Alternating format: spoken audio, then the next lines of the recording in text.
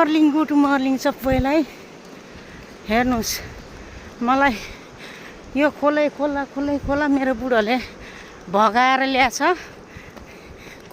कुबेतमा पुर्याउने रे मलाई यो खोलै खोला ल्याएर म हिँड्नु नसकेको उसले बोकेर ल्याएको मलाई मेरो बुढोले बोकेर ल्याएको।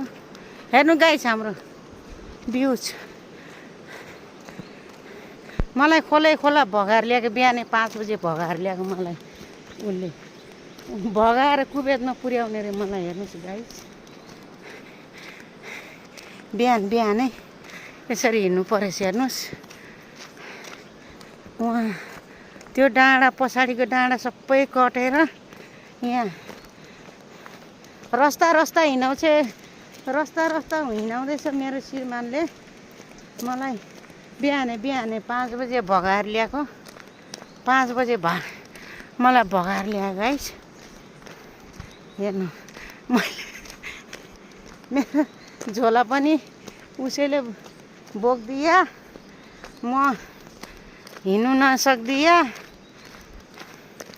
खोला भगाएर त्यो डाँडा सबै कटाएर ल्याएको मलाई भगाएर मलाई कुवेतमा पुर्याउने रे। हेर्नुहोस् गाइस अब हामी लागेको यसरी हेर्नु भ्यूज हाम्रो भ्यूज यस्तो छ गाइस। हेर्नुहोस् बिहान अहिले कति बज्यो 7 बज्न लागेछ। बिहानै मलाई हिँडाएको हामी घरमा सबै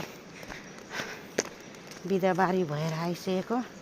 बुढोले मलाई यहाँ खोला हिँडेछ कतिवटा 2टा खोला काटिसक्यो। पानी घोडा रहेछ। मेरो लुगा पनि भिज्यो गाइस।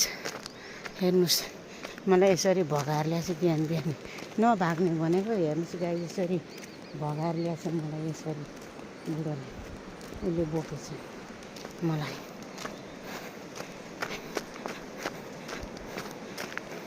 ए बुढो हाई भनिदिनु न कस्तो हो। मलाई भगाएर ल्याएको बुढो बिहान 5 बजी भगाएर ल्याएको।